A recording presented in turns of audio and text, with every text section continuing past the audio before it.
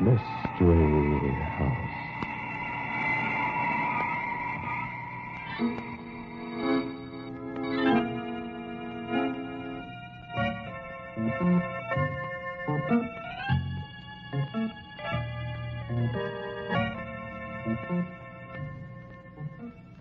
Mystery House, that strange publishing firm owned by Dan and Barbara Glenn, where each new novel is acted out by the Mystery House staff before it is accepted for publication.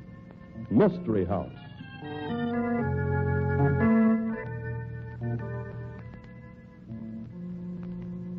I understand I'm going to be doing a very sinister character in tonight's Mystery House story, Barbie. You can say that again. Gives me the creeps. Complete with Quartet, huh? That's the title. What does it mean? Why, haven't you ever seen advertisements for funeral homes in which the copy listed a price for funeral services complete with Quartet? Oh. Speaking of advertisements. Which is precisely what you're always doing, Tom. Right, Mr. Glenn. And here's a message from our sponsor.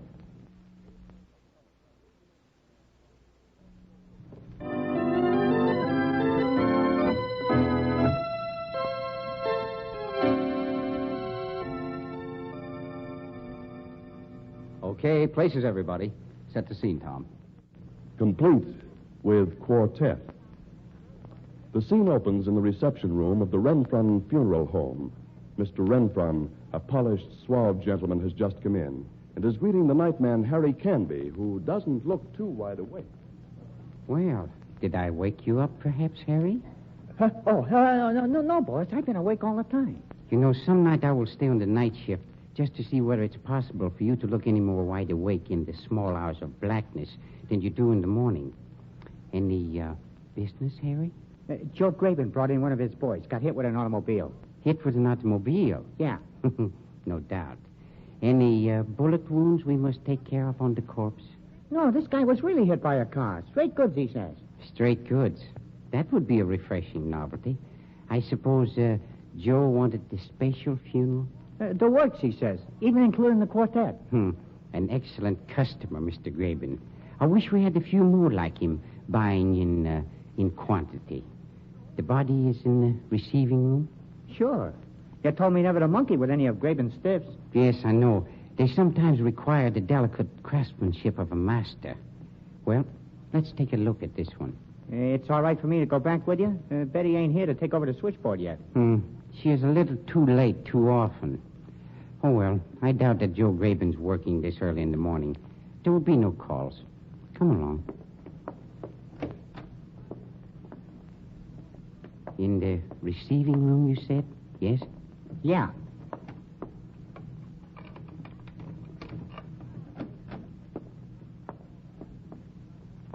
This mangled one over against the wall? Yeah, that's the one. But the other one. You said nothing about... There wasn't any other one, boss. Honest, just the one. This man on the table in the middle of the room. Who is he? Oh, I never seen him before in my life, boss. Honest, Shut up. Stand back. He's been shot through the heart.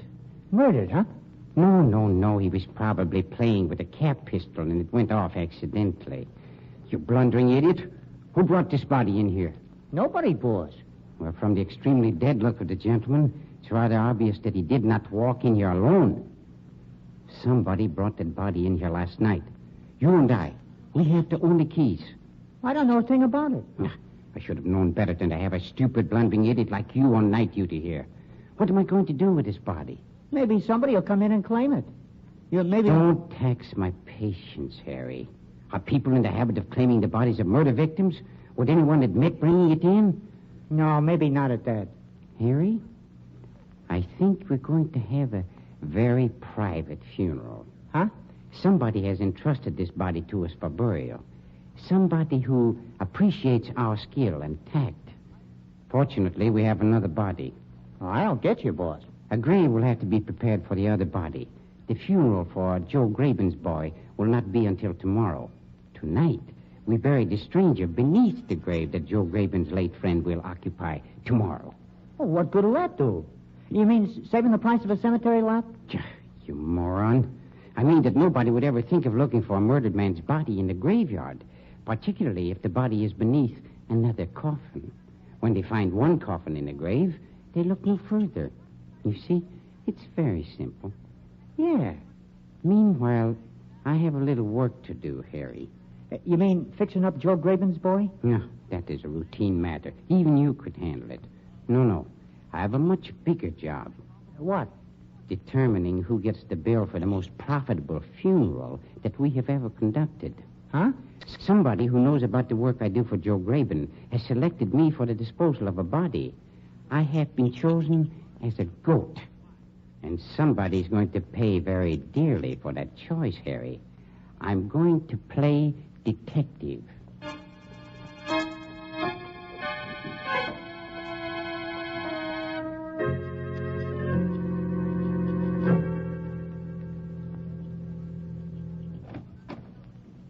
I told the boy at the desk to tell you I wouldn't see you. I don't know you. Carl Renfron is the name. Perhaps you've heard of the Renfron Funeral Home, one of the finest in this part of the country. Beautiful chapel, pipe organ, and a special quartet for the deluxe service. What is this, a gag? If it is, it isn't very funny. My business is never very funny, Miss Dare. What do you want of me? You sing in one of Joe Graben's nightclubs, yes? Sure. What of it? I suppose you read in the paper this morning about the disappearance of a handsome young detective. I don't read the papers. Get out of here. His name was Peter Harley, and he was working on a shake-up of the local underworld. How should I know anything about him? You had a date with him last night after your last show. How do you know?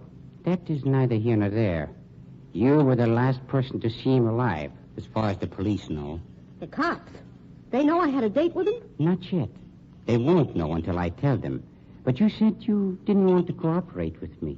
And so I'll have to tell them, of course. What do you want? Did you kill Peter Harley, Miss Dare? Did I? Hey, what is this anyway? He ain't dead. I would make a substantial wager on that. But you don't think I killed him? I had a date with the guy. If you will pardon my saying so, that hardly eliminates you as a murder suspect. Don't tell me you were madly in love with him. Your kind doesn't fall in love with anything except cash. I don't know whether I ought to tell you what it was all about or not. Then perhaps I'd better go to the police. No, I'll tell you. That's better. He wanted to get some dope on Joe Graben. Said he'd give me $100 for what I could tell him. I didn't plan on really telling him anything. You were interested in the $100? Sure, that's all. Why did you kill him, Miss Dare? I didn't kill him. If anybody killed him... Yes? Nothing. You make it very difficult for me, Miss Dare. The police... Okay. If anybody killed him, it was that new piano player at the club. You seem quite positive. Well, Harley didn't give me the $100. Said I was holding out on him, that if I wasn't careful, he'd have me thrown in the clink, the louse. He said, if there's any tip-off on me, you get it, Marie. Yes?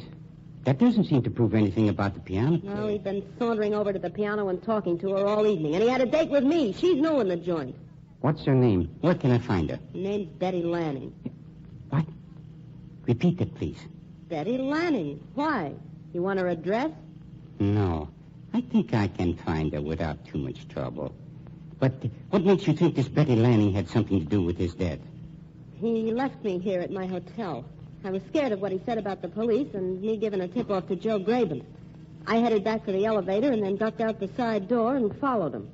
I was afraid he was going to tell the cops something about me. Where did he go? Well, he walked up a couple of blocks to a little all-night lunchroom, and Betty Lanning was there waiting for him. Thank you, my dear. You've been of great help to me. Perhaps I will give you the $100 that Peter Harley refused to pay you. Oh, yeah, I just bet. You will come with me. There's a matter of establishing identity of the corpse beyond reasonable doubt. I ain't going anywhere with you. I don't even know you. You will, my dear. Of course, if you prefer to have an introduction through the police. Okay, I'm coming.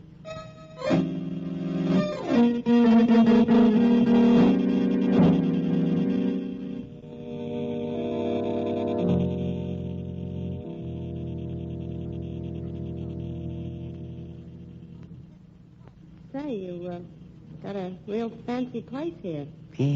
Yes, the classic beauty of Grecian architecture soothes the nerves of the bereaved. Right this way, my dear. Mr. Graben's been calling you about the body he... Oh, Surprised to see a fellow employee from the nightclub, Betty? Hey, wait a minute. You're the new piano player in the club. How come you're over... You must be mistaken. I work here. Oh, no, I ain't mistaken. You play the piano. I'm afraid bluffing won't do you much good, Betty.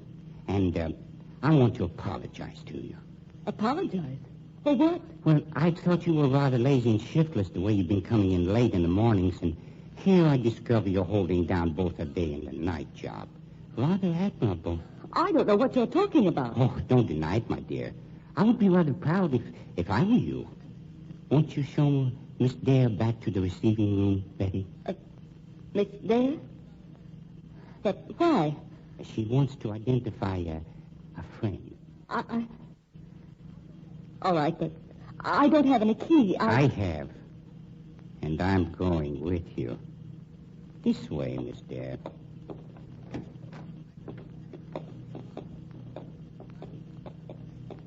I'm surprised you didn't tell me about your other job, Betty. Just a minute.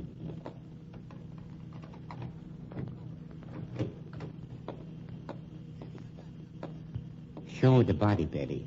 It's this one over here that she's interested in. All right. All right. Oh, Pete. Pete Harley. What have you done to him? You murderer. Ah, so you knew the man, too. You and Miss Dare both. You killed him. You'll never get away with this. I did not kill the man, but I really can't let you run around screaming that I did. You've been working for me and working for Joe Graben. I wonder who else you're working for. What do you mean? I wonder if perhaps you might not be a spy. I wonder if you might not have put this man's body in here. You're insane. A man should know his employees better, Miss Lanning.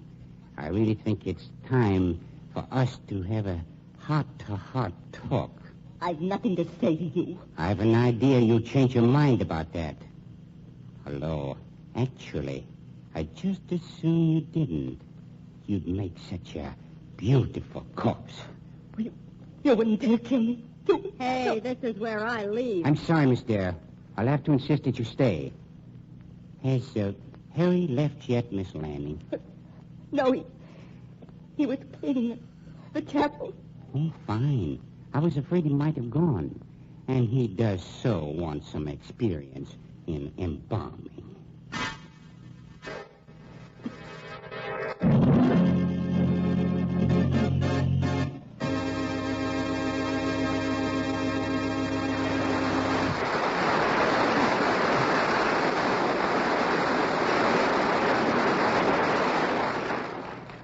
Is Carl Renfron actually going to kill Betty Lanning?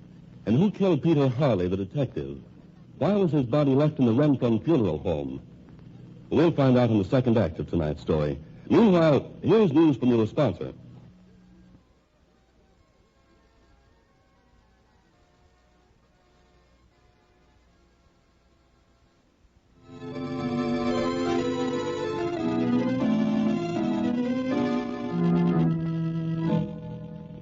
And now, Act 2 of Complete with Quartet.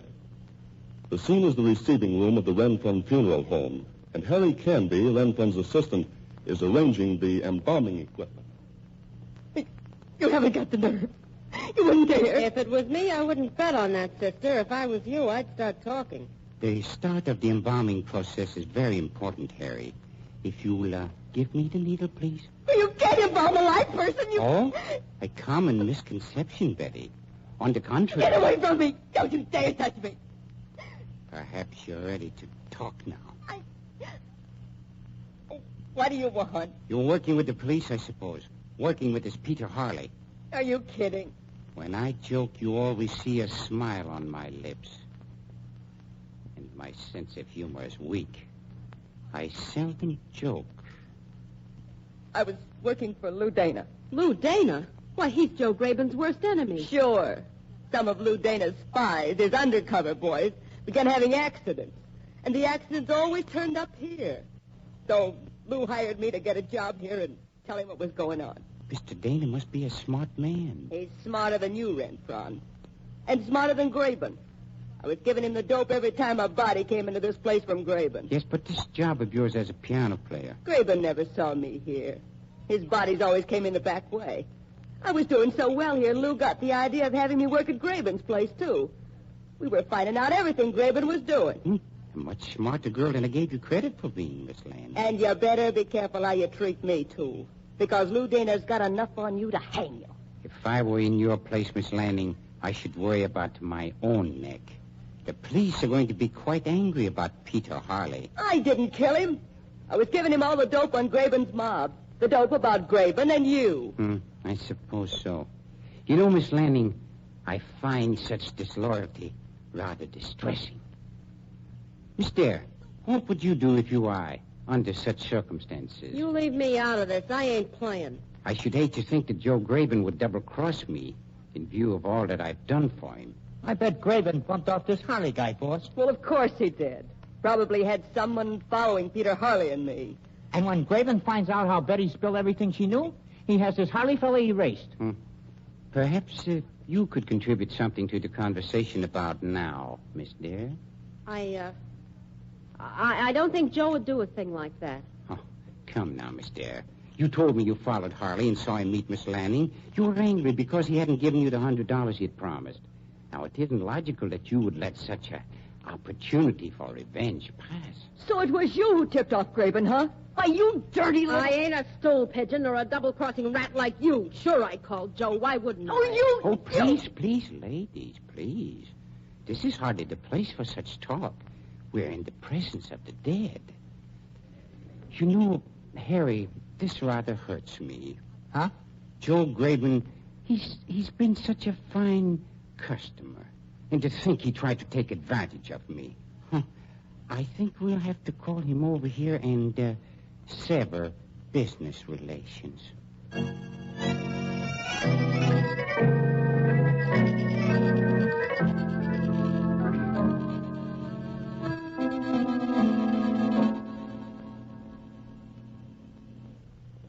What's the matter, Renfron? Cops making a fuss about the guy I brung in last night? Which one, Mr. Graben? What do you mean, which one? Oh, really, Mr. Graben, you hurt me deeply. I've always endeavored to give you the finest service. Funerals worthy of much finer people than those that you have brought me. Everything has always been conducted on the highest plane, with the finest music, the most excellent caskets, beautiful flowers. Okay, quit selling me. I ain't kicking. I paid you plenty, too. I never beefed on the prices.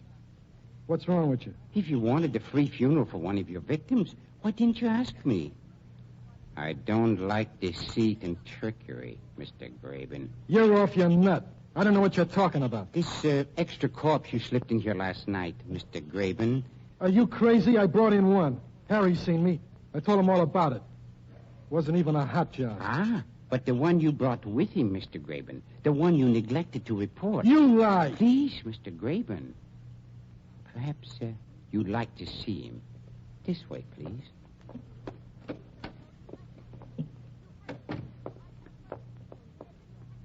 I don't know nothing about it.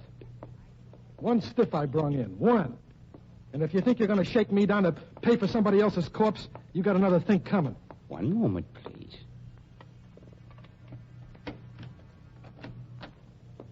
In here. Hello, Joe. Hey, what's it? Marie Dare. And Betty. Say, what's going on here anyhow? One thing that's going on, Joe, we found out what a rat your new piano player is. Lou Dana she was working for, spying on you. Quiet, please, Miss Dare, quiet. Teacher will know what a good girl you've been without you being so immodest.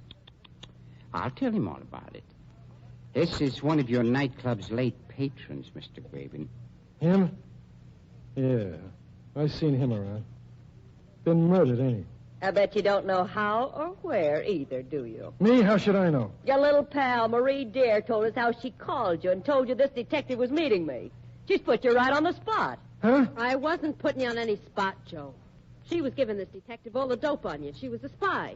Taking pay from you and giving Lou Dana all the dope on everything that was going on around your place. And you told him you phoned me and told me about it?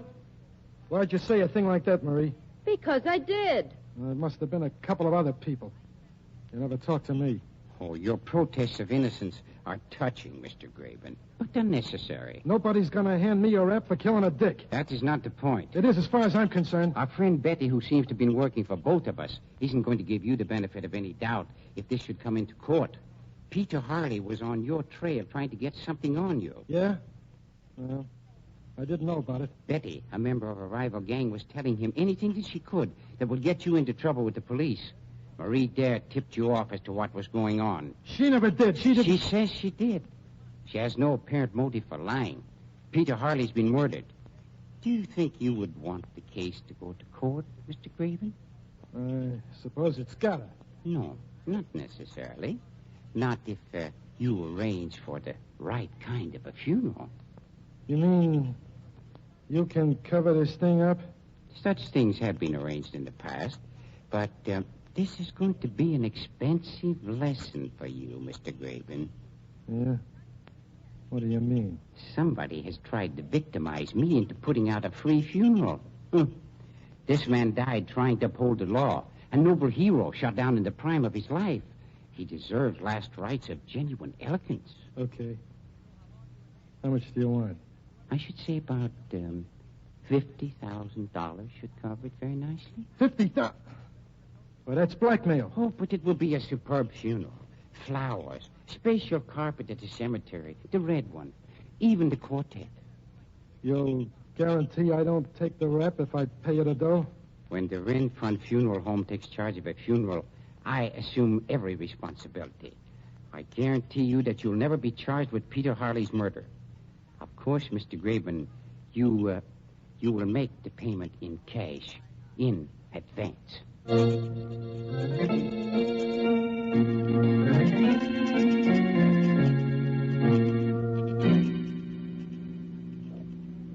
Okay, you got your dough. I guess I can go now. Have you finished counting the money, Harry? Yeah, 50 grand. It's okay. I ain't gonna forget the way you shook me down, Mr. Renfron. No, I don't suppose you will. Give me the money, Harry. Here you are, boss. Thank you, Harry. Oh, by the way, I'm afraid I'll have to dispense with your services. Huh? I mean, you're fired. But I ain't done anything, boss. I could hardly have a murderer working for me, Harry. Particularly such a stupid murderer. What do you mean? Listen, I ain't murdered anybody. Hey, what gives? What's this all about anyway? Peter Harley came here last night and asked to see the body that was in the receiving room. He showed his police credentials, I imagine, and demanded to see it. No, he wasn't here. You took him back to the receiving room. You were panic-stricken because you thought you would be in trouble, that you would be implicated in the work we've been doing for Joe Graben. You're making this up. You've been receiving most of Mr. Graben's cases at night. You thought you'd be in it up to your neck. So, you shot the detective. You killed him yourself. Hardly. Peter Harley and I were working together. You and Harley? Why, you dirty rat. When you brought your first case to me, Mr. Graben, I was scared to death. So I went to the police. And you got the nerve to admit it? They told me to play along with you, to tip them off. They've been building up a chain of evidence that will send you to the electric chair. Thanks to me. And you've been collecting from Joe Graben all the time? Naturally, my dear. Even the gangster dead must have burial. I didn't kill Harley, I tell you. You did it yourself. You have a key, too. Yes? Try telling that to the police, Harry. I'm afraid you'll irritate them. You see, Harry, they tipped me off a long time ago that you were one of Graben's boys. That you came to work for me because Graben had decided I was to be his undertaker. Then I'll confess that Graben told me to shoot Harley. Yeah. Why, you louse. Try to ring me in on your mistake, will you? You told me to do it. I'll stick to that. Unless you get me out of here. I can do that, all right. This gun'll do the trick. Joe, you ain't going to shoot us. I ought to shoot Renfron, taking my dough and then tipping off the cops, shaking me down for 50 grand. Come on, we got to get out of here, Joe. You sap. Okay, come on. I got a key, Joe. We'll leave Renfron and the dames locked in here. Let them try to explain Peter Harley's body. Yeah. Oh, fine spot you got us in now. When the cop comes... My dear, I don't believe you realize how lucky you are that Joe Graben didn't shoot you. Really, I don't. If I weren't a law-abiding citizen, I would be tempted to do it myself. You played unfair with me, too, you know. Hey, what's that? The police. I had the place literally honeycombed with them. Oh, my, I hope the bullets didn't hit any of my precious objects, Dot.